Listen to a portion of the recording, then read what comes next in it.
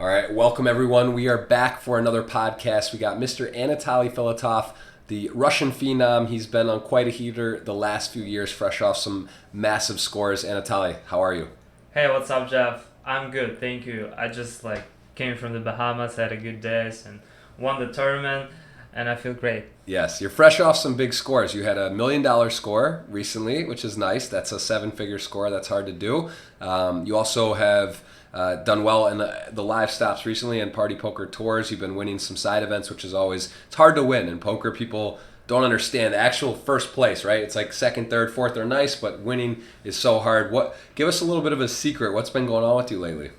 Actually, there was no secret in this tournament. I just ran pretty hot, so I was a chip leader before the final table. But then I was the shortest stack on the final table, and I didn't expect anything for the tournament. The main thing for professional player is just if you have the difficult tournament with strong field, you just have no expectation. Mm-hmm. That's what I did. I just decided to make right decisions. That was a key point, and then I just ran good. I won. I made 2 big bluffs in the beginning of the final table, so after that I get 2 average stack, and then I just ran really good. And then forehanded, half an hour after the break, forehanded, boom, I win the first place. But I didn't expect it at all. Wow. That's crazy. So it's nice. Heaters are real. Poker is a lot of momentum, a lot of confidence, and your peers start to get more respect. You notice they get a little more scared, and there's no question you've been doing really well. But we're going to look back on your Hendon Mob, kind of look through your career. Tell everyone about kind of how you got into poker and what it was like growing up. So you're 28 years old? I'm just 31. 31 now. He was born, that's right, born on 8/8/88. We're very lucky at Partypoker to have Anatoly on our team because there is a competitor. 888 is a big site, and I'm sure they approached you. You would have leveraged that. That's a crazy birthday, man.'re a lucky guy. That's I've never met anyone 7777, 8888. Very exclusive club, so that's cool. Tell us a little about how you got your upbringing, your parents supportive of poker, and how you got into it. I just started playing poker when I was studying in university. I studied computer science. So I get into this game really deep, and I spent a lot of time. I was reading all the books that I found. Mm-hmm. I discovered poker strategy. So I started to read all the articles, all the videos. Then I started to play Sitting Ghost tournament.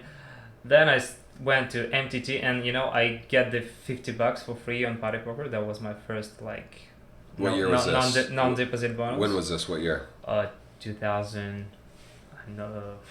Roughly. 2008, I guess. 2007. Okay. So, and after that, I just played poker, and then I had 5K bankroll. I didn't even know how to withdraw money. Mm-hmm.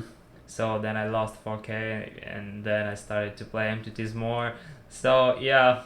And then it goes after I finished university, I decided to play poker for a while. So, and then 1 year I went to the World Series of Poker, and I had 0 cashes there. What year was that? I think it was 2011.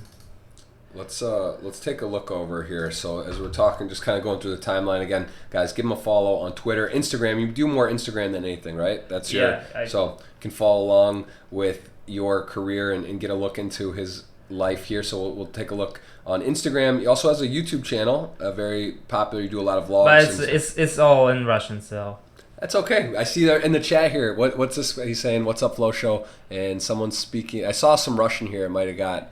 It might have got.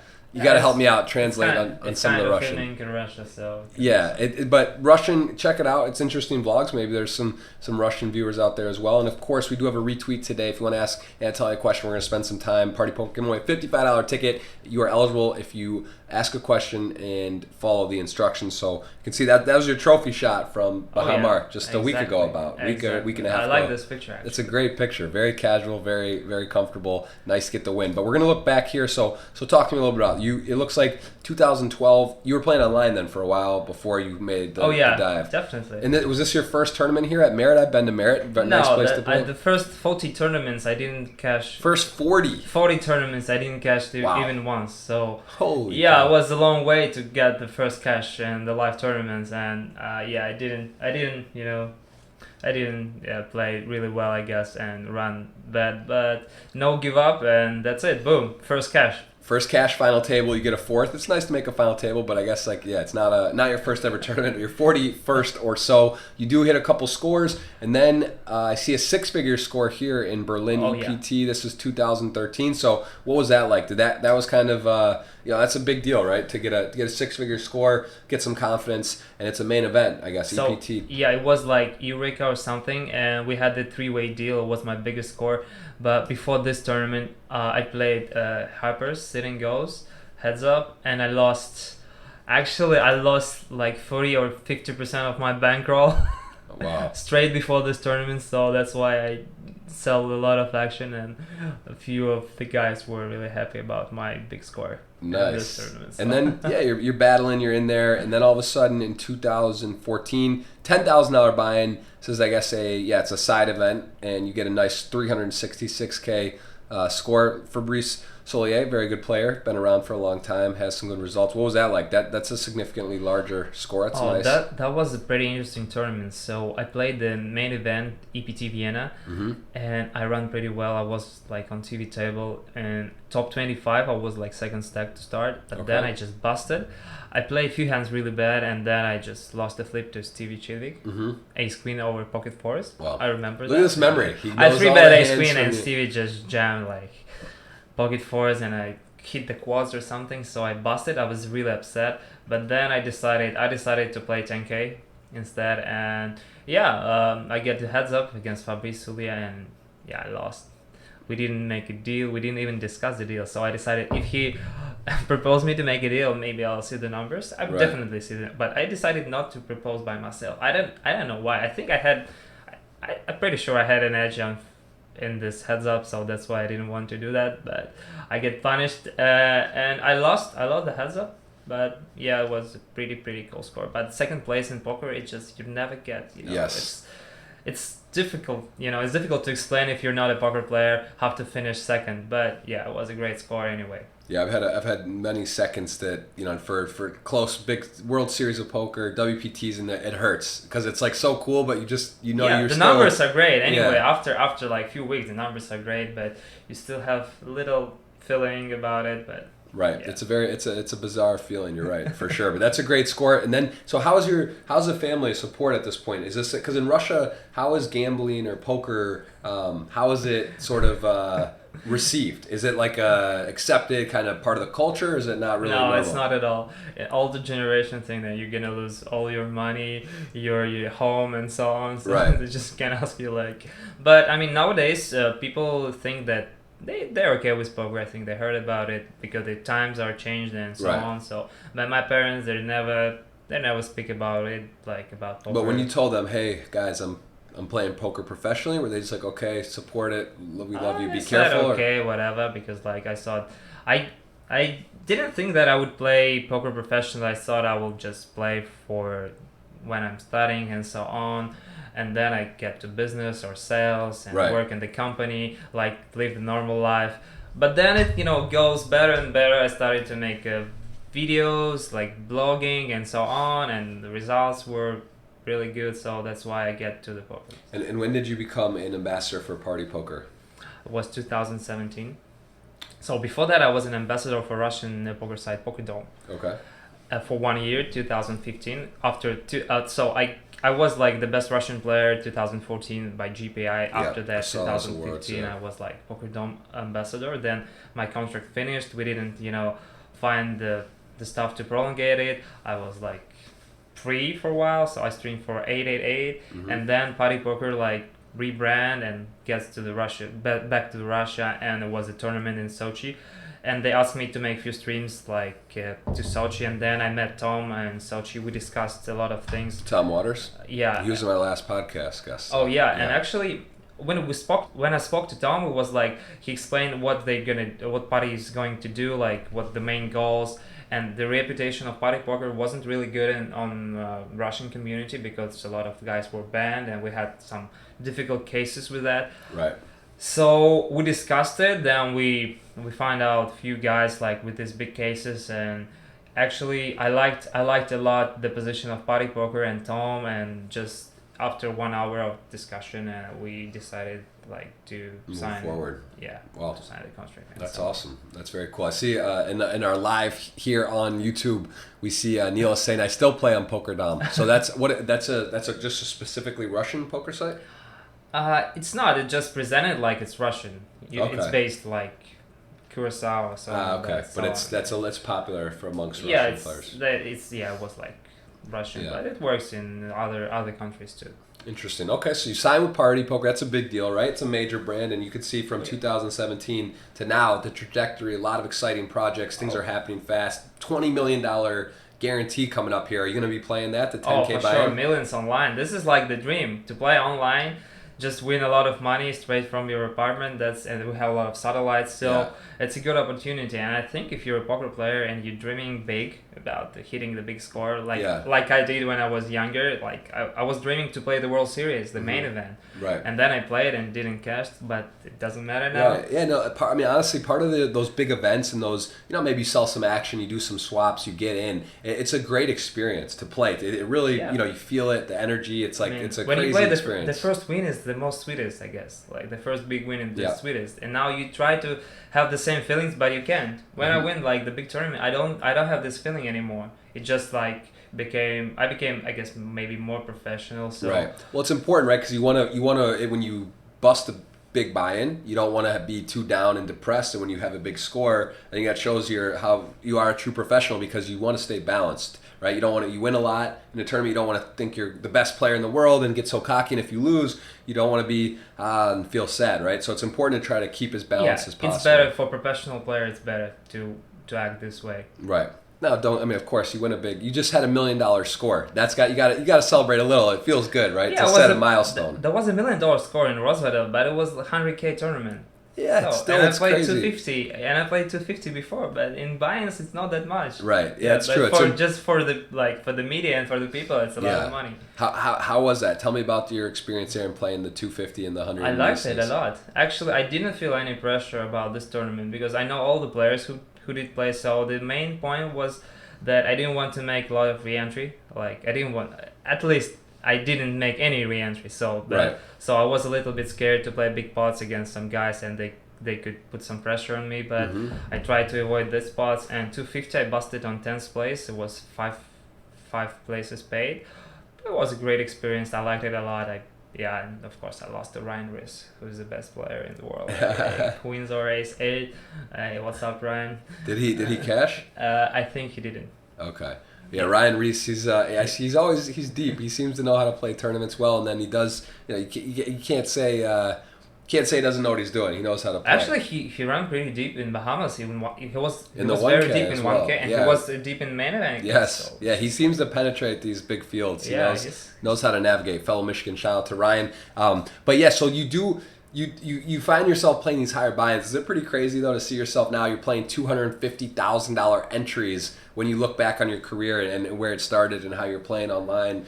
$10 sit and goes. Actually, it looks amazing, but yeah, it looks amazing definitely. But I don't feel it like because I already played it. I don't feel it like that. But for the people, it looks great, and I want to continue. It just was few tournaments, but the first 50K tournament I played 2014 in Macau. So and then was 100K tournament, and I finished 7th or 6th place in this tournament. Was this so. the hand to Mike McDonald? You had a combo draw, 7 high combo. It wasn't combo draw. It was just a gut shot. And Okay. Yeah, it was a sick hand against Mike McDonald, and yeah, I won with a 7 high against. But I think we both played really bad this hand. But I think that he played better than me, but he lost.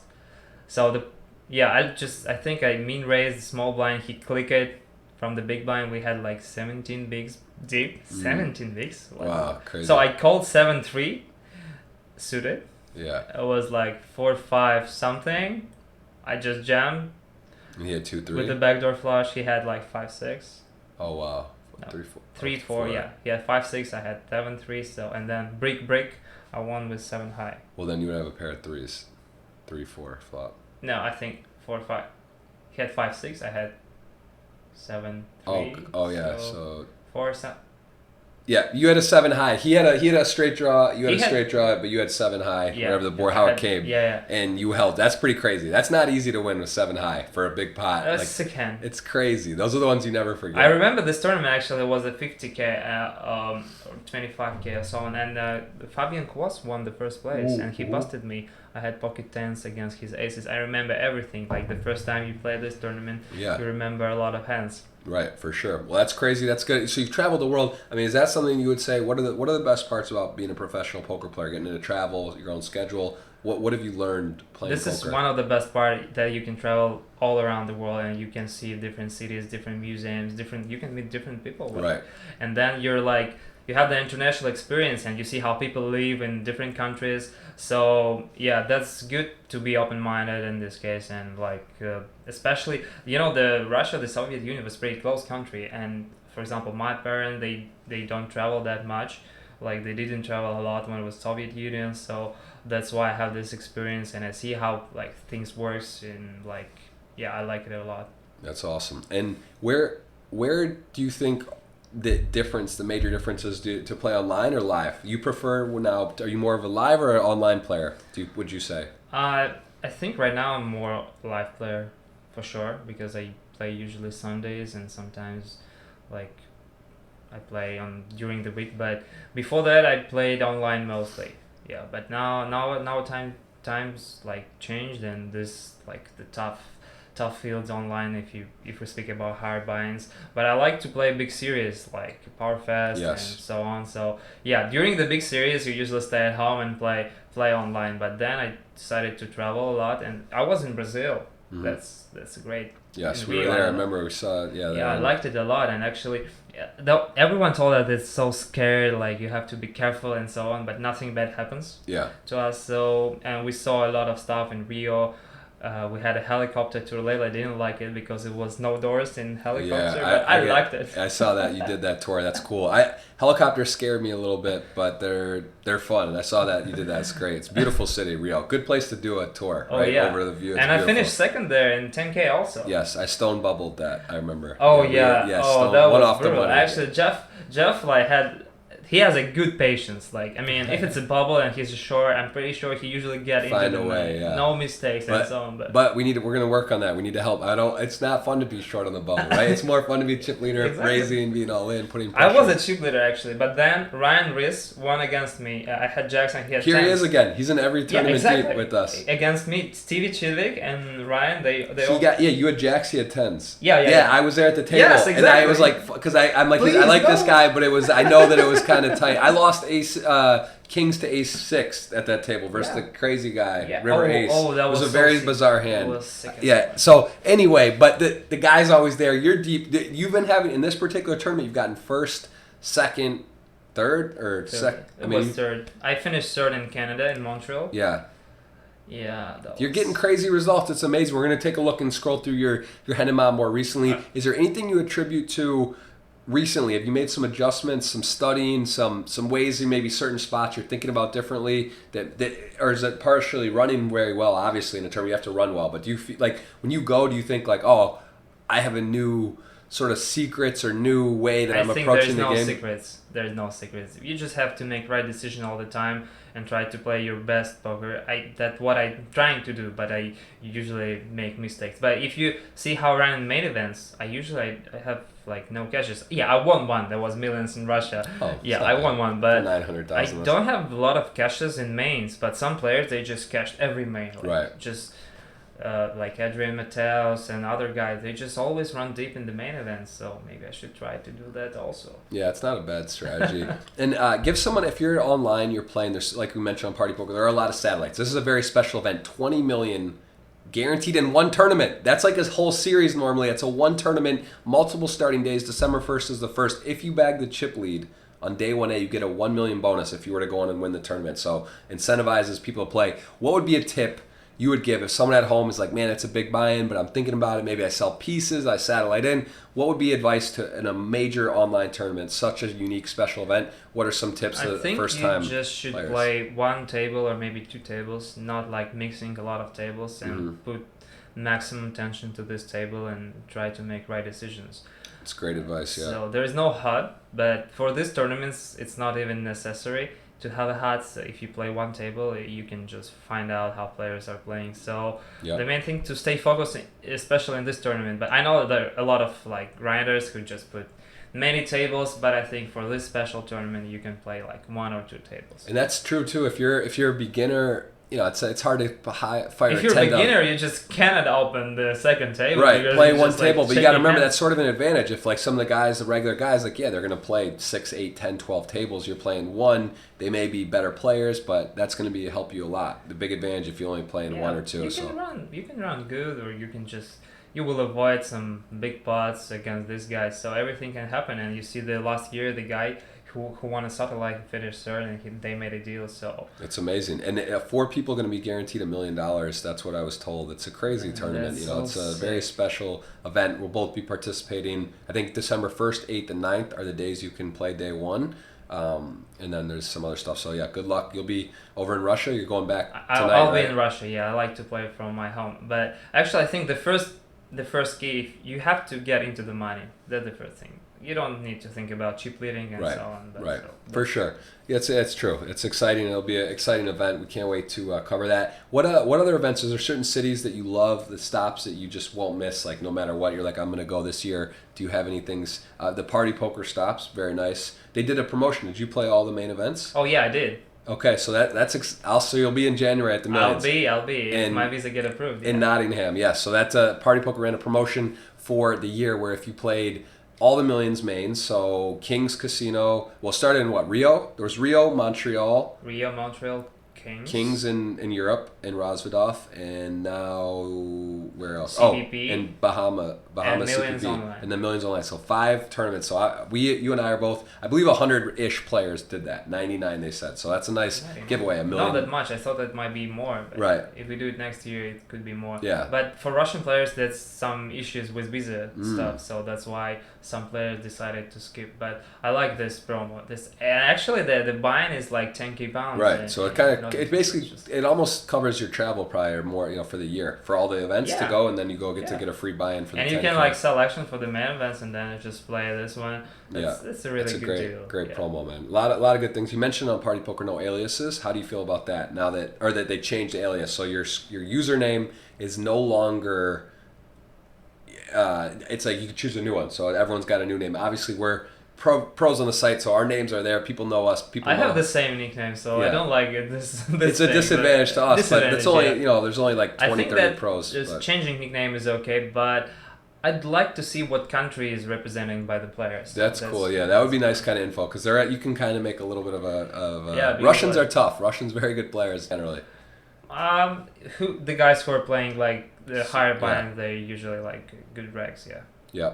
And what about the no HUD? How do you feel on that? The heads-up display. You guys see Poker Tracker 4s. They have My Game now on Partypoker where you can see your review. They actually coach you in a way and give you some feedback. How do you feel about the no HUDs anymore? Were you a HUD guy? No, I'm not a HUD guy, so I feel great about it. That makes the playing field. And I never used the HUD a lot. Even when I played online a lot of tables, I didn't use HUD a lot, and I didn't use the stats enough. I think this is my fault because if you use stats, like you have some advantage on other players, but I didn't do that. So in my point of view, that's cool, and I think that all the poker sites they should do that. Right, because they should did it like 3 years ago. Right, 4 years ago. Yeah, it's an interesting topic for debate. People were saying, oh, it's gonna be not good, but really that's the only way. You can't make everyone use one. How do you make it level? Just say you can't use it, and I think it's great. I've actually same thing. I used a HUD, but I didn't use it I used the basic statistics. So I'm not using like turn bets, river sizings, so like the guys that are very good at it and using it, they probably exploiting the majority. For sure. They have an edge on us. So and actually it was like hand to note, and it can shows like what bluff sizing the guys have like and so on. But you have to have a lot of hands on players. So the thing is like if you have like 500 hands and then the guy worked on his game and he changed his game. So that's like it's not that easy with the HUD also. Right, for sure. But that's interesting. Those are some major online tweaks that have happened. Also, when you go to a stop, what are some of the places that would you say are your favorite? Give me a couple of your favorite cities in the world for poker and non-poker or both. Actually, I liked Vienna a lot. Okay. It was my biggest score, like 2014. So I love Sochi. This is a Russian place. We have the nice casino there, and actually a lot of players came to Millions, but probably the Millions. We have the WPT in January, so you can skiing there and play tournaments. So I also liked Rio. I liked Dominican Republic CPP in Bahamas. But I like Dominican more because it was like cheaper for expenses. Right. And like, but revenue in Bahamas is also great, so you can chill and play poker. And I like London a lot. When we go to Nottingham, like to play the Millions, we usually get back to London and stay a few days there. Actually, I like the places when you can visit and see the cultural life of the city. Like in Barcelona, they have a lot of exhibitions, like in museums in Prague, so on. So it's just a good when you have this opportunity to travel. But I know that a lot of players, they don't visit museums, they don't like have the seat sign, but yeah. I would say that my observation of you, how I see on your Instagram, very interesting follow, and Layla, you guys traveling around. You seem to really take advantage of seeing the cities. Like for example, the tour in Rio. It was like what 8 or 9 a.m. You knew you had to play or what's going on. You're like, I'm going. They ask who wants to do the tour. You take advantage. You're in Bahamas. You stay a couple extra days. You come early or stay late, and you experience the city, which is huge because a lot of poker players, including myself, certain stops. It's like, I'll come the day before, leave the day when I bust, and like you don't get to necessarily. I say I do a pretty good job, but I feel like you really do we're trying take advantage to of have it. more value for our traveling. So yeah, there was the Rio stuff, and I like Rio a lot. Actually, we visit a lot of beautiful places, and Layla visited even more than me because I was playing. Right. But in other cities also. So and I want to inspire other people, other players to like have this social life and to went out and see like how people lived and feel the different culture. That's the thing. Actually. I like a few other stops also. I was in Montreal for the first time 2 years ago. Great city. I like the city. I like the food and people. I know that it's different. The Montreal is different to other cities in Canada, but I liked it a lot. Right. Awesome. Yeah, that's great. But if you go to like Kings in Rosvadov, so you have to be focused only on poker because like if you want to go somewhere, it takes a lot of time, like to go to Mariansky Lazny or so on. But the place is really nice to play poker. And when I go there, I just focused on the game. That's the thing. Yeah, that's exactly true. Certain stops are better, more conducive than others. So we're going to take a look here, kind of scroll through the career. You mentioned that Macau tournament, you got 7th. That's pretty cool. Going over to Asia, different spot, good experience. And then I want to see what's going on here with your. So what year was it? You said 2014. Where was you kind of at a breakout or a couple good? You got Merit. You seem to go to Merit a lot. You enjoy the Merit events there. Have you been going there a lot? Oh yeah, I was there, and I won the high roller. Actually, it was Partypoker tournament. Oh yeah, WPT. here it is, Partypoker Merit. We made 4-way deal or something, and I won against the Russian guy, Andrei Shatilov. Yeah, actually, he finished second in Bahamas last year in the main event. Oh wow. Yeah. Very very cool. Yeah. So no, I've been to Merit as well. I enjoy their stop, and they seem to do a good job running the tournaments. Well, let's fast forward a bit here, and then where was this Russian? You won this one. So April. Talk to me about this. This was the Partypoker Sochi. Was this the first time they did the event for their Sochi event? That was the second Millions. Second Millions. The first Millions, Alexander Goffman won the first Millions. Okay. And actually before that, the few months before that was the WSOP circuit in Sochi, and I finished second in this one. Wow. So, and I lost, there was the ring. I have no rings for the WSOP circuit, so I lost on the turn we get all in, I had like a straight, and the guy had 2 pair in the flush draw with the deuce. Okay. So he hit the flush. Oh. And then I lost to him, so I was second place. But then after, actually it was my birthday, so it was on your birthday. Kind of roughly birthday week. 8888. I mean, come on, you're gonna it's a lot of energy. The energy of numbers. So in my birthday, I played the 50K tournament and I busted twice. Wow. So and then I jumped into the main event, and boom, I won it. So sick. So that's gotta. I mean, there's winning a main event. It's if you have the opportunity to do that, it's a great great feeling. But to do it in your home country, your friends, I'm sure your loved ones kind of there. You get to take the pictures, get to enjoy it. What was that experience like winning there? Actually, that was great. I didn't even realize that I won the millions, but but if you see the videos how I won, I didn't feel anything when I win because I was so exhausted, so tired, and when I even if I win a big tournament, I don't feel these feelings like when people screaming and so on. I don't get so high. I don't understand why. Maybe that's because of my mentality and just stay so calm. So I don't really get very high. I was exhausted. Right. The first thing I was like, wow, I won. But So after you win, what do you do then? Do you kind of relax, like take a day out, like just kind of let it set in, take it easy? Like are you so you're not like going out to the club and stuff? That's not your style. oh no, that's not my style. I Yeah. don't like clubs because the music is so loud. It's hard to just- talk. It's hard to talk. I don't really understand it, but I think we bought the black caviar in the Sochi airport and took it, and so we celebrate. But it wasn't Yeah. like something big, something I Right. didn't buy anything like significant. Like, And so that was a 900K score, winning the main event. What was this like, playing a 100K buy-in and getting that was great. getting $1 million score? It's nice, first 7-figure cash official. Yeah, I wasn't really satisfied. A lot. So I was a big chip leader.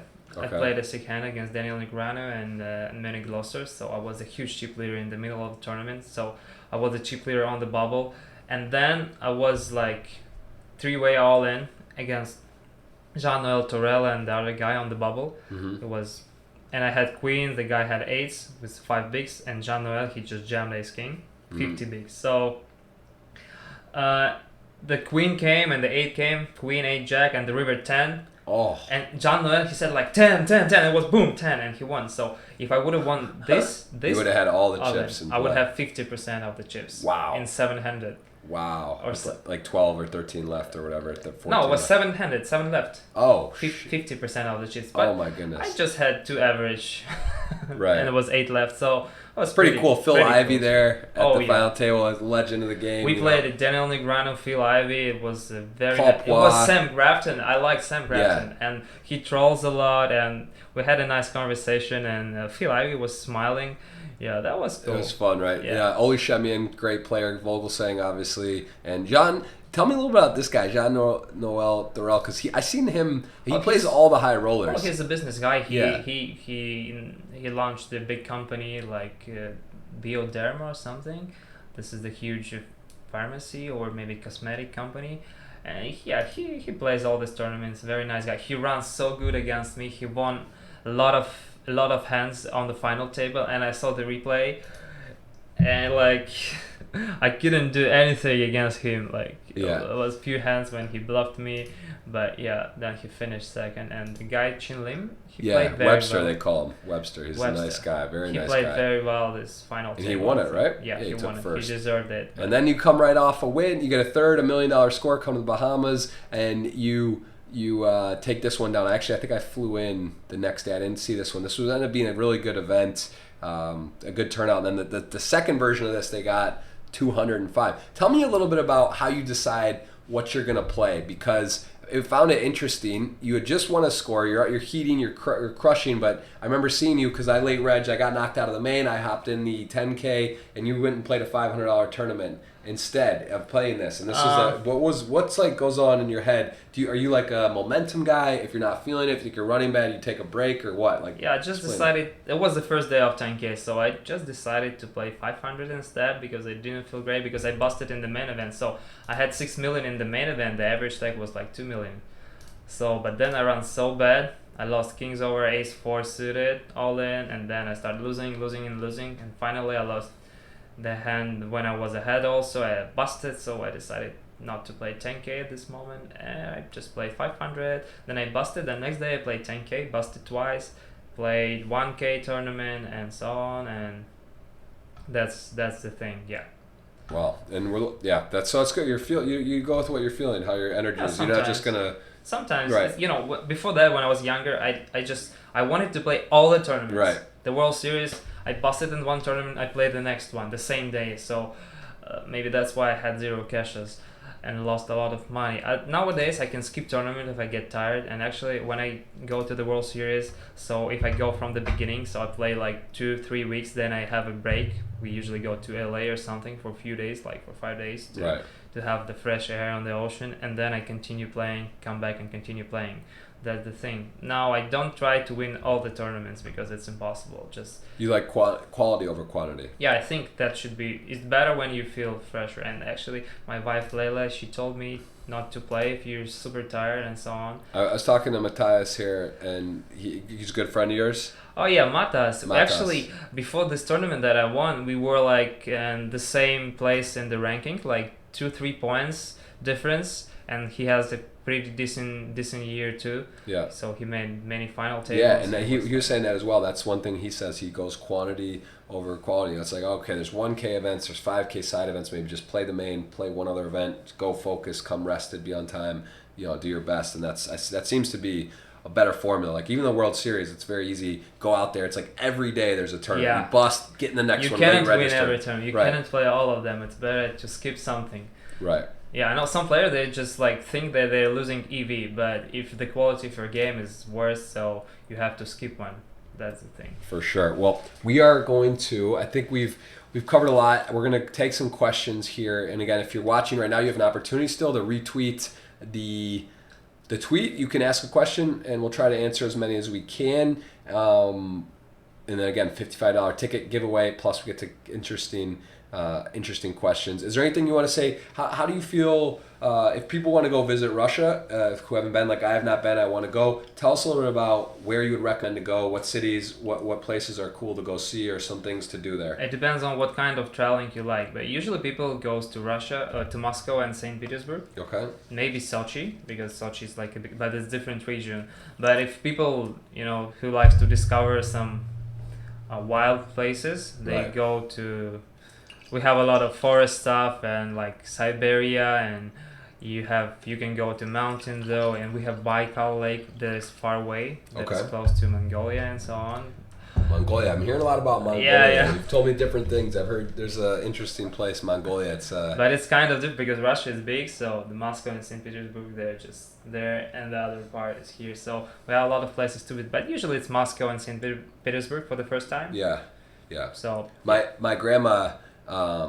She was in St. Petersburg. Yeah, but she called it Leningrad or Leningrad, which it used to be called. I thought it was a separate city, so that's interesting. That is St. Petersburg. Leningrad used to be called. And my grandma was referencing that. 94. We had Thanksgiving. Anatoly was here yesterday in town, and he came. That was my first giving. His first giving, my son's first giving, Joseph. So that was fun. We had a good time. Had some turkey, and they got to catch a little USA culture. What's the closest thing to Thanksgiving in Russia? Do you have a day that people like is like Independence Day? I think we have the New Year. New Year, so it's your big celebration over there. Okay. Trying to learn some Russian New Year culture. is bigger than Christmas in Russia. So really? People love it. 2020, it's a big one too, right? There's a big, 2020 people. Actually, this is nowadays, the world is really complicated and different, and I think we have like to solve a lot of problems like in general, so we'll see how it goes. The economic and so on, so it's kind of interesting time. For sure. I'm with you on that. Lot going on out there, a lot of technology and craziness and goodness, but madness, all of the above. Let's take some questions for Anatoly. So we go, how does it feel to be the GOAT? That's a strong statement, but how does it feel, though, to be, how does it feel knowing that you are very successful in your field? Because you are regarded as, I think it's safe to say, anytime you're playing 100Ks, 250Ks as a professional, you're winning main events, winning side events, you're considered one of the stronger, tougher opponents in the game. Does that feel good? I think it's feel good, but if you're a professional poker player, you have to think how to last longer. That's the main point. 1 year you can win all the tournaments and then like losing a lot and so on. So the thing is like you have to last longer and party poker. That's okay. Try. Look at it. And try to win as much as possible, like for many years. That's the main key. So, but I'm not really satisfied because I just started playing 100K, 250K. So I don't do it usually, but I would love to. That Triton 1 million pound they just had, is that your next? I mean, just play a 250, jump it up. Is that something on the radar to play the Triton series and those kind of events? Only if you stake me, bro. All right, let's talk. Let's see. Keep on this. Keep winning, and we can find a way. I would love to play. I like to compete. That's the main thing. But I see all the players who are playing these tournaments, and I feel like I can compete with them for sure. But you have to be in good shape and just make right decisions. That's the main thing, because like the level of the players, it could be the same level or someone can play better, but in particular one tournament you have to make the right decision. That's the thing.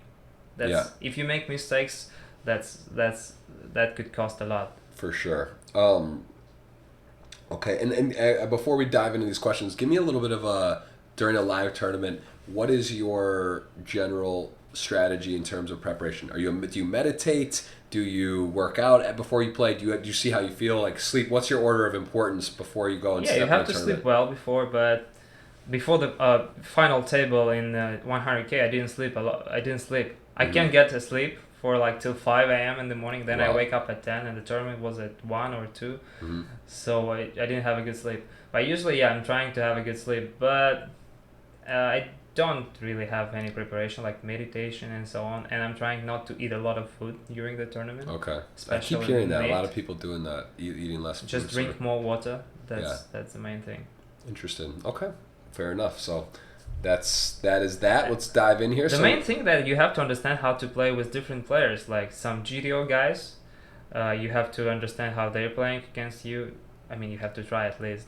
And then some like amateur players, how to adjust against them, like exploit their weaknesses and so on. Absolutely.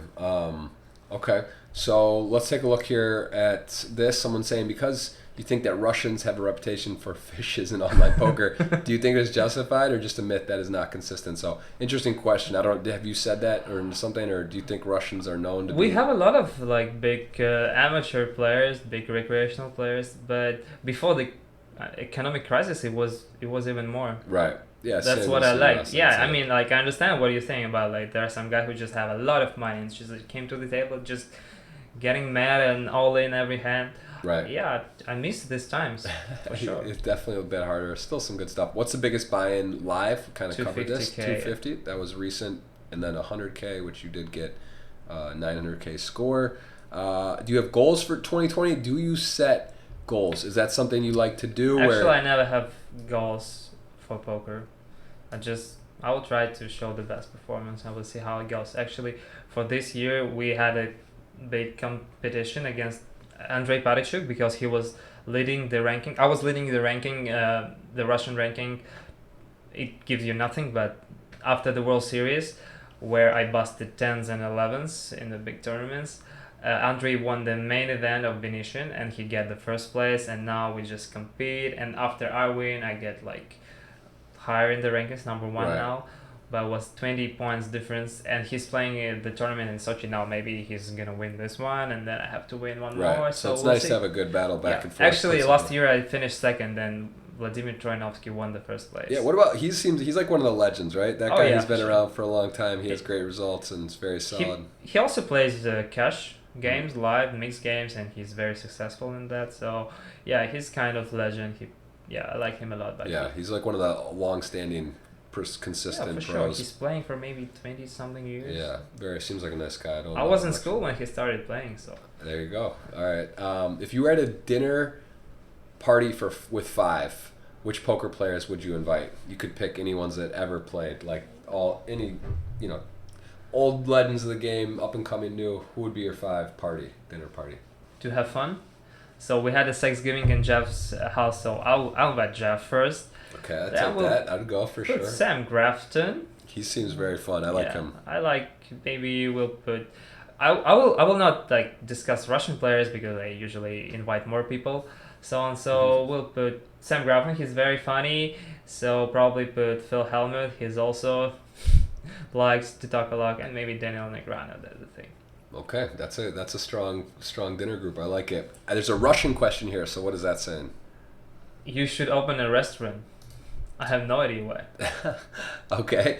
All right. How did you celebrate the title? I guess they're talking to Russian. You kind of mentioned you were so tired at that point, but did you do anything that's unique or different? You mean the title in millions that I won, or what? We went to the restaurant in the casino. That was the thing, but I don't really celebrate all my wins. There's not like a purchase. You're not going to buy a car, like nothing like out of the ordinary. I don't celebrate. We just live the same. It's just nice. Yeah. I like that. I mean, people usually asking because like if you win a lottery or something, you have to have like big party, like spend a lot of money. But if it's your job, the poker is your job, so you don't really celebrate a lot. Right. Will you celebrate? I mean, it depends too, like exactly where you are, who you're with. Like if it's If you have like a dinner with your friends. yeah, like a nice dinner, go maybe have a fun night out. But no, I'm not like going to make crazy purchases or Like Jungle Man. yeah, not quite the jungle theory there. Who do you think are the new poker players that have the potential to become legend in the future? Is there any ones that catching your eye? I think there always come some new young guys who are just playing better than us. Like that guy Ali. Yeah, he yeah. seems like he's very young and he's had some amazing. They results. always like appears, and people asking like, is it difficult to become a professional player to get to this level? And I think it's very difficult, but you can do that because like we see a lot of like Linos, they come from nowhere and they start to crushing high limits and they play much better. So yeah, they usually they just work on their game a lot and understand it better than we are, I guess. So yep, exactly. When you were at the poker player, do you have friends or all your opponents you should destroy? I mean, do you play everyone? I mean, what's your mentality on that? About like when you say matas, you battle. Are you guys going at each other hard or no? Just normal? I have. There is nothing personal in this game. If you take it personal, then it could be worse for you. That's the thing. If you just try to play, especially against this guy because he won a pot against you or something, it's not a good thing. You just have to play your ranges and like to understand how to make the maximum value from every player. But I like the players who do that. Actually, I played the World Series once and the guy he 3-bets me 100%. Wow. And actually then he busted me. Right. That was so sick. Like 100% 3-bet. So I opened, he just mean 3-bet. I called whatever and I lost a lot of pots to him, and then he had runner flush against my straight and I busted in the main event. I was upset, but I liked it. You can't take it personal. That's the thing. You can't take really it. It's can't. better not to take it personal. But if you take it personal, it's kind of cool for the game also. For sure. Have you ever played in Brazil, which we know you have? I did. You love the Rio. We talked about that. You can hear his answer earlier on the podcast. What do you think about the new variants? Like, let's talk about 6+, short deck, those type of things. Like, do you like the when new games come out? I didn't play. I think maybe I'll start play later, but I think it's better for me to start playing mixed games. That I want to play a few in the World Series this summer. Yep. Yeah, it's fun. I like mixed games too, but it's same thing. I got to learn No Limit first, right? The No Limit's this complex game. There's a lot there. You can always improve. So it's tricky to start adding new games. Where are you worried until the big win you had since someone's mentioning about a downswing? I mean, I don't know. I guess downswings they always happens, but like nowadays I'm ambassador of Partypoker, so I'm sponsored pro, so I have less this risk. Right. And I have a contract, but if you're a professional player and the swings are so big, and especially if you play out of your bankroll, if you like gamble a little bit, so it can hurt. I felt it because I did it all my career before. So I told you I lost 50% of my bankroll before the 2013 tournament. So I just was tilted. I played this sit and go hypers and I lost a lot, but actually I learned a lot from them also. But it was painful. Speak to me on this. What's going on here? It doesn't matter. Not a question to read. Okay, that's good. I see. I can't understand. It's literally like I don't know, graffiti. If in Russian and it's not to answer, just don't. When and why you started to play poker? So you went to school, computer science. Where was the first time you ever saw like I'm gonna play poker? Was it a friend showed you? Saw an ad? Yeah. How did it go? I was studying in university and my friend told me, oh, that's kind of nice TV stuff. You should check the guys in the sunglasses with the hood on and they played poker. So then we just download some poker site and start to play for free or like for the smallest buy-in. And that's how I get to the poker. And then we the first book that we read was Harrington and on. And it became more and more. I get obsessed with this game. So I could have spent the whole night playing sit and goes and something. Saw the videos actually I started winning when I saw one video.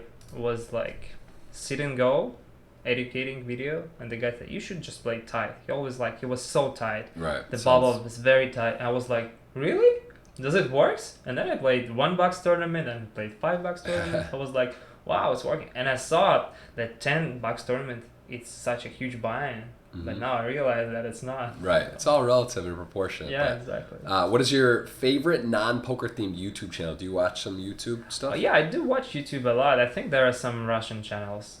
But if we speak about like American channels, I like Jimmy Kimmel's show and some other when the stars show up and they do they some chat, fun have a good stuff. time. That's fun. Singing like in the car and Do they have that in Russia? Similar talk show late night? we have, but Americans are better. Right. Oh. Well, yeah, it's a. They're it's been just a long trying time. to copy the American stuff. Right.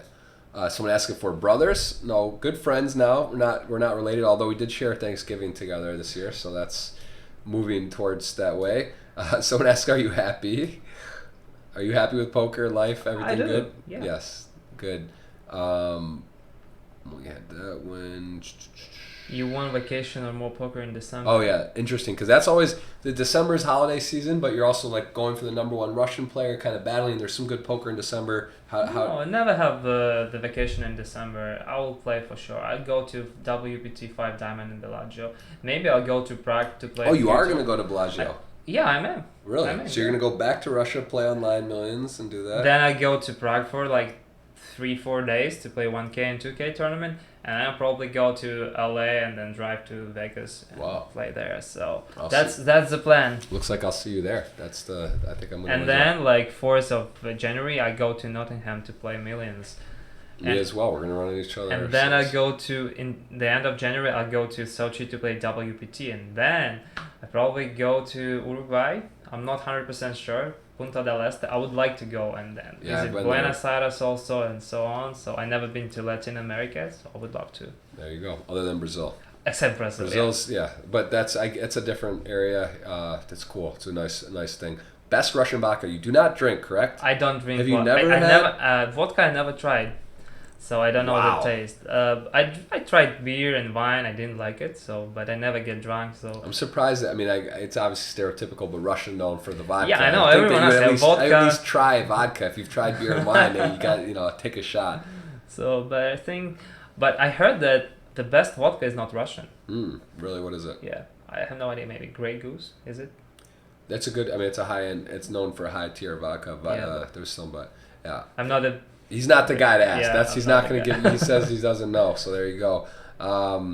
Someone asked me to share winnings with me after this big win. Any new goals? We kind of touched on that. Do you outside of poker? Do you have sort of business or things that you're looking? I should cut some weight. I mean, like my fat rate is too high, but I have no idea what to do. All right. Well, yeah. Less. Well, it's good you don't drink because that helps. I don't drink. If I would drink, I would be. Yeah. Someone's asking about action high rollers. Obviously, it's a private question, but do you? I mean, is that? Yeah, I sell. Of course, if you play 100K or 250, you usually get staked or so on. And most of the professional players, they get staked. It's not the secret. Right. Do you think that we will ever be a next poker hype? Do you think we've seen the biggest poker we'll ever get, or do you think there's maybe another wave of excitement? I think that was the new wave of poker, especially live stops, because like they're starting doing less poker tournaments, and we bring John Duffy and we made the millions. There is a lot of big stops, so I think it's really great for poker, and it's like super horrible also.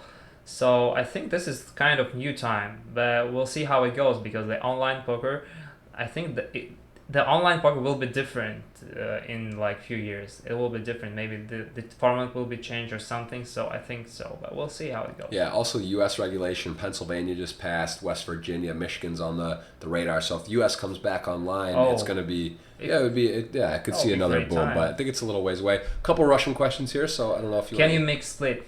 No. This? Yeah. I don't think I can make it right now. Yeah. But you've done. I've seen a photo of you doing. Yeah. I think I need maybe 1 week or 2 weeks of training, and then I make split. But it will be very complicated to get back, if I make split right now. Okay. What's this or no? What Belarusian players do you know? Have you ever been to Belarus? It's like Mika, right? It's Nikita. Nikita Barikovsky. Yeah. He's the best Belarus player. The cash game, but I know a lot of guys from Belarus, and they're all usually winning players, and I've never been there, but I'd probably go to Minsk one day. Okay.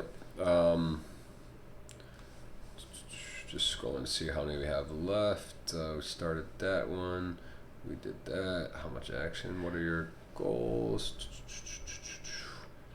What do you like? Yeah, poker. Give me some hobbies outside of poker. I like to play soccer, so I'm trying to organize some soccer games in Moscow. But when you travel a lot, it's difficult because the schedule is bad. So that's why I started to play squash. Is there a lot of indoor soccer, like indoor fields, or? It's like we have outs. Usually we have outs in our game, but we have some indoor stuff too. But it's a little bit different to US. How cold is it in Russia right now in Moscow? It's freezing, like cold. It's -5, -8 by Celsius. No one's playing soccer outside now. Outside, some people they playing, but I'm not this guy. Yeah, I'm not this guy for sure. It's Polar Bear Club. Why are Russians so aggressive in poker? Would you agree with that statement? I don't think so. I think nowadays there are different strategies, and you just like trying to play what like solver said, or like what do you expect to do. So there are different strategies in different stage size, and all the best players they play like not kind of similar, but they have some strategies. So it's not like Russians are very aggressive, but it seems like that because before that the Russians get mad and they just bluff. There's no equity, but nowadays if you're a professional you cannot do that all the time. Right. That makes perfect sense. Favorite stop? Pick one stop you could only go in a year. One favorite stop. Wow, that's a tough question. Only one. 2020 World Series. World Series? Yeah. You want the main event, right? You want to win the main. I want to make the final table. I was there 9 times, I guess, and I have 0 final tables. That's really sick. So there you go. There's a kind of question. What's your goal about achieve next year in main event? So there you go. Get a final table at the World Series. I think, it could be cool just to get the final table first. Right. Then we'll see how it goes. Then you figure out and winning. We talked about goals, saying don't really set particular goals, just kind of go how it goes.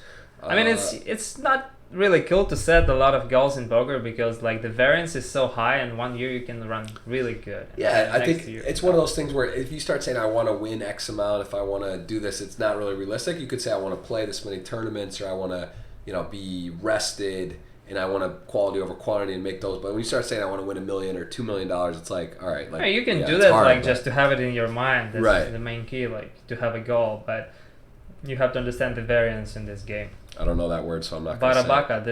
This is how I spoke to my subscribers. Barabaka. It's kind of a meme from internet, but yeah. A meme on there. Yeah. Yeah. Here, I'll put it on there. You should stick it, bro. Yeah, no, that's okay. They're valuable. I might have to use that one day on here. How much is official name is? Who taught you how to play? Do you have a friend or anyone in particular you could give credit to say kind of, are you self-taught? Do you do studying with group of friends? How do you? Actually, I played a lot by myself. I saw some videos and so on, but then we discussed a lot of hands. 2013, we discussed a lot of hands with the Russian player. He asked me to coach him, so we had few lessons, but then we started to discuss because I was more intuitive player and he was like more math player. Yeah. And actually after that, his name is Andrei Harmonica, his nickname. So after that I started to play much better, my results getting better, and then like I had few guys to discuss with, and now I have the guy we discussed some like GTO stuff and so on, and I saw some videos, not very usual, but yeah, I saw some. But nowadays there is a lot of info online, the ranges, everything is calculated, and like a lot of courses like Ben CB and Upswing Poker and so on. A lot of information. Poker Card like with Matthias Eibinger, who's a great player actually. So a lot of info, but I think that the main thing that you could know all the info and see all the videos, but then you're still losing. So you have to adjust, and some people they can win, and some people I think that some players they just like they just not able to win that money because they're not like their mind is not for poker. So, but I think that it's better to be like amateur player. Right. Because if you're amateur player, you just enjoy the game. If you win, that's great. If you lose, that's not cool. So that's the main thing. And we're just professional players, so we are here to play with these guys. So they're the main key is like the amateur players. So makes sense. What is the most memorable moment of your career and why? Probably when I won the millions in Russia. That was the most memorable. Yeah, I think so. Okay, and why? Just a home place? Because it was like in Sochi, the first place in millions main event, and the title, and a lot of volume and so on. And actually, once I was like, I get driving to the casino, and the taxi driver told me, "You heard that the one guy won million Really? in the casino in the poker tournament." That was me. That's awesome. That was cool. Yeah. That's funny. What did you say? I say, I heard cool. about it. I've heard of that. Who is your, do you have the word, I wouldn't maybe say idol, but who is your current poker idol? Who do you like respect a lot in poker? I have no poker idols. I never had. I think it's not the cool thing to have an idol. I just like some players who have fun all the table, who speaks a lot, and who has a good conversation. But I don't like when like professionals, they don't speak a lot. They don't speak at all, and it's so boring to watch the poker on TV. That's why. I mean, there are good players, but we have to entertain people. We have to entertain like amateur players. That's our job. I agree. I think that I was over in UK for the WPT. There was a qualifier online, day 1 and 2. I went over, was there. I got to play a side event. I was playing with William Kassouf, who he's had some controversy with casino and things, whatever. But the guy is so talkative. It's like every hand, it's over the top, right? Like he's definitely on the like the far outlier of what you should be doing. But the UK rules are different, where you can talk about a hand. You can be like, I got King Jack. I think you have. It's like kind of fun because it's like. Do you like it? Yeah, I like it. I like it. I think like if I were to be the one ruling it, I would tweak it a bit where you can't maybe say your hand, I have aces here. Like say like you can't say what you have. You could guess what they have maybe or something or whatever. There's some, but it's more engaging and fun. Some people think it's very annoying, but I'd rather have that than have zero talking, silence. And on TV, It's great, right? Yeah. It's great for the game. So I would like, you do poker content. I generate poker content, vlogs from YouTube, Twitch. You have a Twitch as well. Yeah. You don't stream a lot, but you have it. You can find them on Twitch as well, as we mentioned YouTube, but that's the type of stuff where that's going to help poker as well. When you're on Poker Go, you're watching high rollers. Great. Guys are joking, having fun. That's what we should do, There should be more of that. So, like, I'm on that team for more fun. We should create the content. Right. And when you like play with amateur players, they always like to speak a lot, and you can meet the really good guys and the friends and so on. They make business, and they're usually better in life than you because they're earning a lot of money outside of the poker, and they invest it into the poker, and like you can learn a lot from these people. That's why I like to play all these tournaments. You can meet really nice personalities there. I couldn't agree more. So that's a good message for the community, and I love to hear you say that. Is there a country that you haven't been that you would love to go play, maybe go travel and play? Where's like, or just not poker, but where would you like to go that you haven't been? We want to go to Japan. Tokyo? We talked about this. I've never been. That's number 1 on my list. I actually was on a flight with my wife, was fiance at the time, and we connected in London. We had a book ticket to Tokyo, and we couldn't go because of her Brazil. We didn't know we needed a Brazil visa at the time. She didn't. So like the person who booked the travel didn't notice it or know. USA, we don't need one, and we like couldn't go. I was going to meet Bill Perkins. What a bad bit, huh? So sick. And then we stayed in UK and went to Bath or something, some other place in UK. But it was so I haven't been. I was supposed to go. It was like a flight ready to board. Didn't go. Maybe we can coordinate and go around the same time. That'd be fun. Joseph, my son, enjoys you and Layla, so that's good. Oh yeah, we like him a lot. Such a sweet guy. High energy. We're gonna go to Tokyo. Okay, great to know. I don't think they have casinos in Japan. But they have a lot of different stuff. Cultural. It's not always have to be I saw poker. a few videos on YouTube about Japan. It's just different culture, completely different. Yeah, absolutely. Bigger Hill 70 on Twitter asks, what is his poker dream? Do you have is a dream in poker? I mean, are you living it? I think the winning main event is kind of a great dream, but if I win, when I win the main event, I will continue playing poker because I like it. Right. I would love to play all the 100Ks and 250 and $1 million buy-in.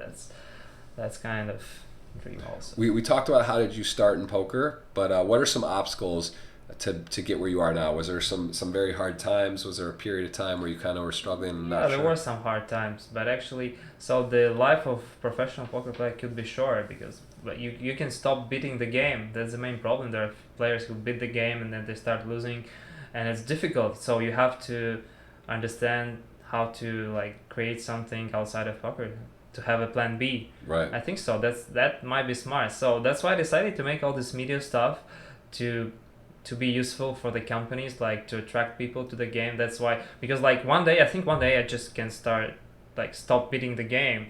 That's why I'm doing all the things.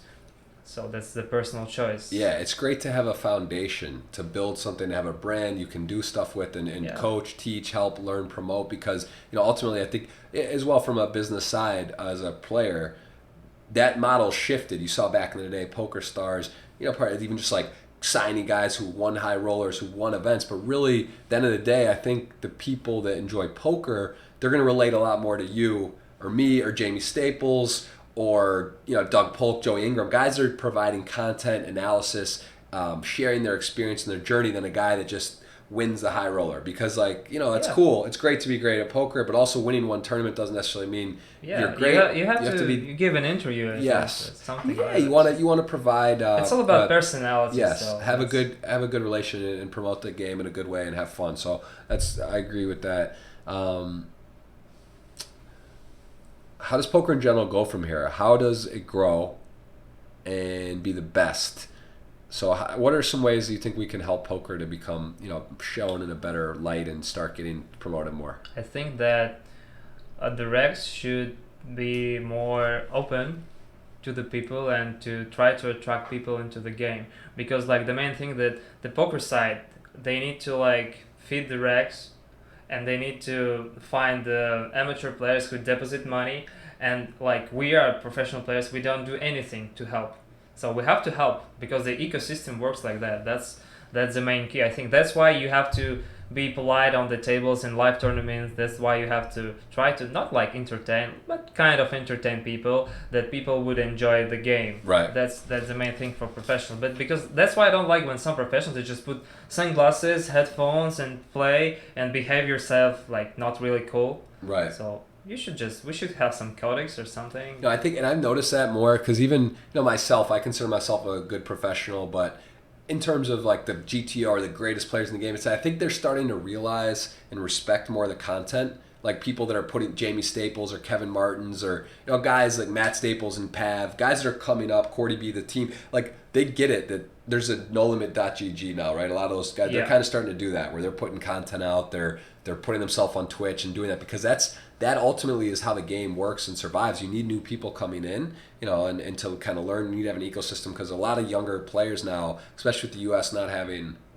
regulated poker and being in the States online, it makes it hard because a lot of the, there's not, if you look at the World Series of Poker stats, the 21 to 24 year olds, very low. They're playing the main event, which is, that sort of shows you at some point if no one new is coming in, the game's gonna sort of can be in trouble. So I think people are starting to realize that that's important. YouTube's important, Twitch is important, and that does bring us into the next question here. Someone asking, why did you stop streaming? They're referring to Twitch, but I don't know if you necessarily stopped. You just don't stream a lot. I don't stream. It looks like I just stopped streaming. I usually streamed before, but then I travel a lot live tournament. That's why I just the schedule is not usual. And actually, there are a lot of new streamers now, and I feel like I get a little bit maybe tired from that, and I play pretty high binds. That's why I just decided to make less streaming. But maybe one day I will come back. But the main thing then, streaming, you have to do it regular. Right, you got to be consistent. Yeah, for sure. And do you feel you give up an edge when you stream? Do you feel like people are using, they know you're doing this or taking advantage? Not because of that, because you put a lot of attention to the chat and so on. That's why you make the bad decisions sometimes. Right, good point. So you're losing money. I'm losing money when I do that. What would you say in a stream, if you have the chat on Twitch and you're playing, let's say, 2 to 4 tables, how would you equate? Would you assign a number to the Twitch chat? Does that count for 1 or 2 or 3 tables, would you say, or of your attention? Do you know what I'm saying? So I usually answer all the questions from the chat. Okay, that's why I put a lot of attention to the chat. Right. I'm trying to. And how many tables? What's your online? I guess it depends on a day. And I think nowadays I play up to 9 tables, and Sunday maybe 10, 12. But if you're streaming, it's better to play less, like 4 tables, 2-4 tables. What about this 10K on Partypoker, 20 million coming up? Will you adjust your number and really focus on that because it's such a special opportunity, or do you still Sunday are going to play your normal? I think I'll play a few tables. I'll play this 10K and maybe something else, but not really much tables. Probably thinking about streaming this tournament. I'm not 100% sure, but maybe we'll see. We'll see how it goes. You could always, in those scenarios, if you're only playing a couple tables, that could be cool to stream it and then not always show it, right? Because you don't want, if you're at the table, probably the people watch you at the table. So maybe you just Yeah, but you don't really care, right? I don't at that really point? care a lot. Yeah. You're gonna do well anyway. Most traumatic experience at a poker table. Did you ever have a strange situation or something? The dramatic. Well, it's always a drama when you bust. So this World Series, the first tournament was 10K Hyper Turbo Bounty, and I told you that I have 0 final tables on the World Series, and I finished 10th. So I lost Ace King over King Queen on the river. It was tough, and then I busted. But it's okay. That's poker. Those are the hardest ones, right? Those like river crazy situations. And it's just like the final table is coming. It was Daniel Negreanu actually on the final table. And the last tournament, 5K Turbo. So 11 left. I get a link King Queen over Queen Jack. Jack on the flop. And then I busted. But it is what it is. It's not a big drama. Right. I mean, yeah. It happens all the time if you're a professional player. Something in So Russian. I never complain. Here, pass. Are you lucky in life? What's the reason to play poker except the win? Is this what this says? Are you lucky in life? I'm very lucky. I think I'm very lucky. Yeah.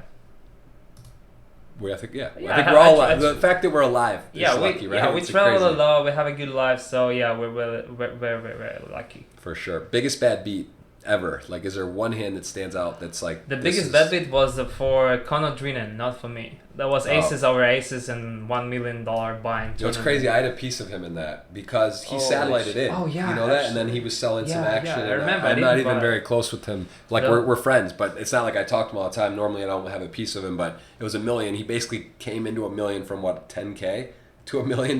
Sickest that was satellite. the sickest one. Yeah, that was crazy. How did you feel about it? I mean, I didn't have a huge piece, but it was like crazy that the like one literally one of my only pieces like was deep and lose. And aces by to ICM, aces. it cost like 2 point something million, I guess. Or Yeah, it's insane. Oh, it's huge. Yeah. But yeah, so that did have a little extra zing in there. What is your biggest goal in poker? A lot of questions about goals. We've covered these. You have to set the right goal. That is true. I think my biggest goal is like to last longer and to be winning player for the long period of time. We spoke on this earlier about support with family, so we already did cover that, which is great. Asking, do you still play on Poker Stars? I do, yeah.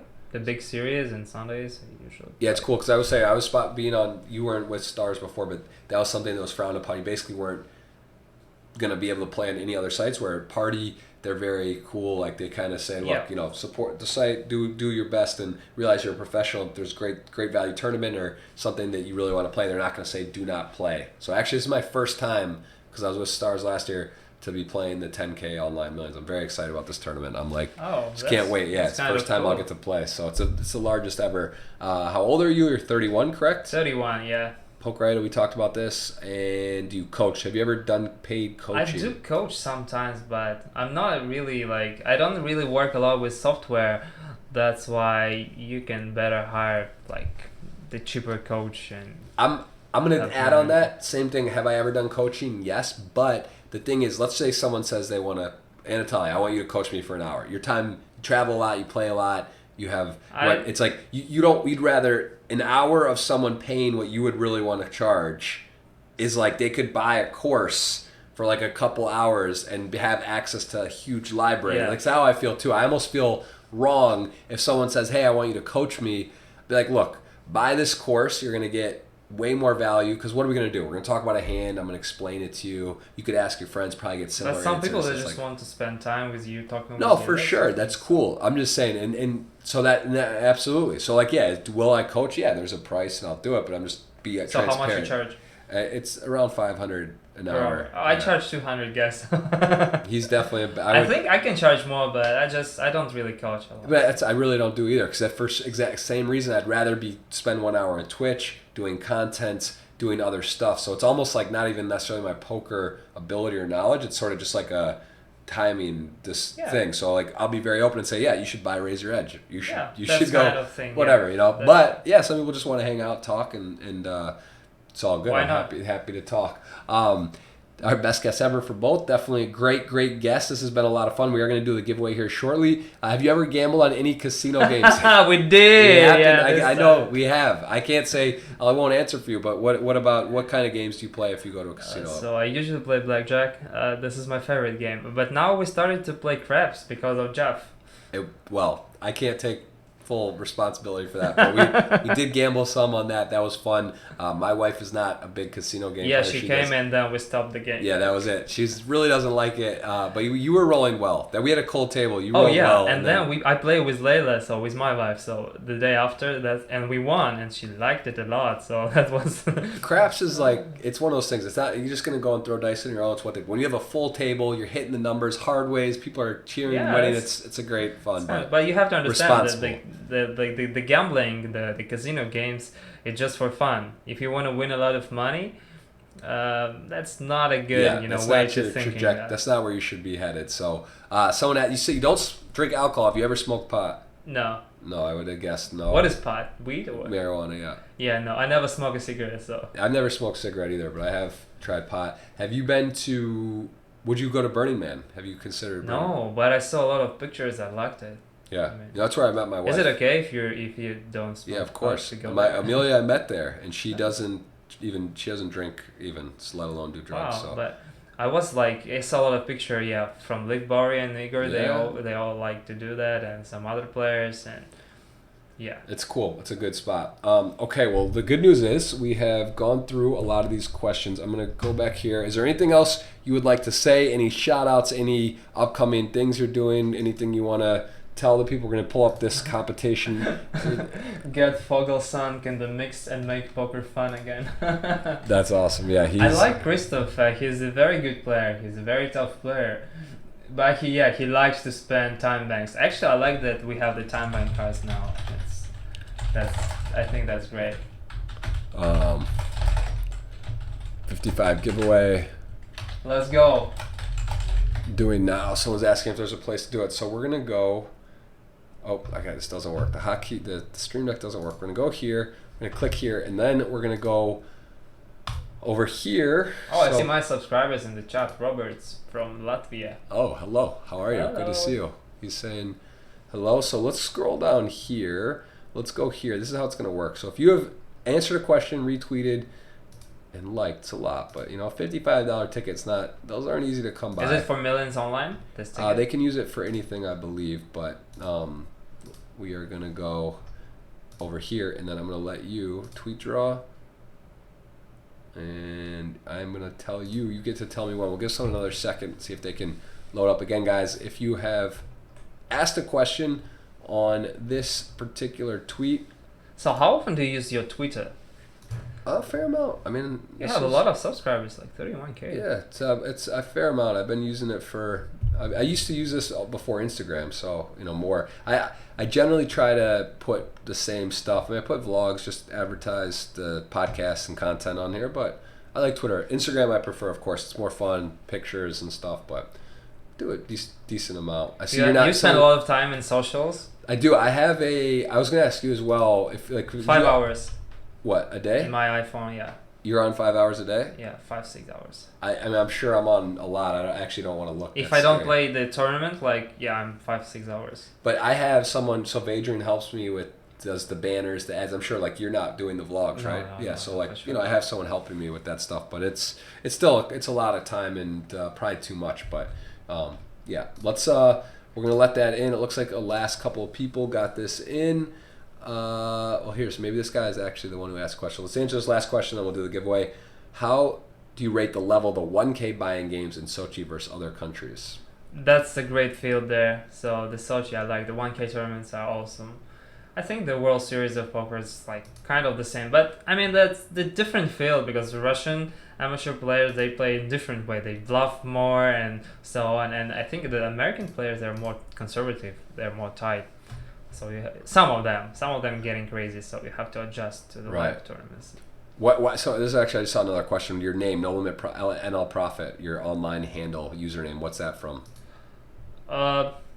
just like no limit and profit. You want to win. Positive profit. Kind of the things, yeah. All right, someone's going to win a $55 ticket, and I am going to let you. This one right here. This is the giveaway we're doing. Number 35 podcast in the books. We're finishing up here. Tweet draw. You tell me when, and someone's going to win 55 from Party. Okay, what should I do? Just tell me when. Let's go. Right now. Someone is in the process of winning a $55 ticket. Winner is at 1999 Smill, and they are going to win. United Kingdom. UK. Congrats. Boom. So we're going to message We're you. coming soon. Oh, yeah, that's right. We'll be there in January, early January. It's going to be very cold. It's not really that cold in UK this time. You have to go to Moscow after.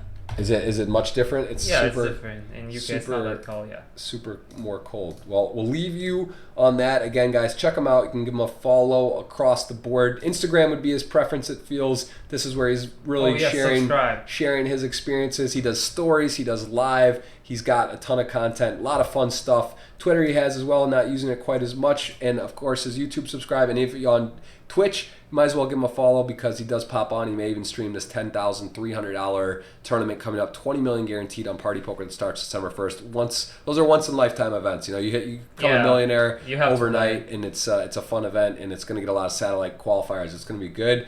I appreciate it. Anatoly, thank you, my friend. Thanks, bro. Yeah, Thanksgiving right here. We did it. We did it all. We did a live podcast. Woo! He scored in the Bahamas. He'll be on the tour. You'll see him on the felt in many places, and we're going to look to have some big scores with him coming up here. So thanks again for Anatoly coming here. You're only here for a day and a half, basically in Miami, spending the time in the podcast, so I appreciate that very much, and we'll be following his career, and we'll be in a lot of the same stops. So thanks again. Give him a follow. Good luck. Follow you guys. Yes. Cheers.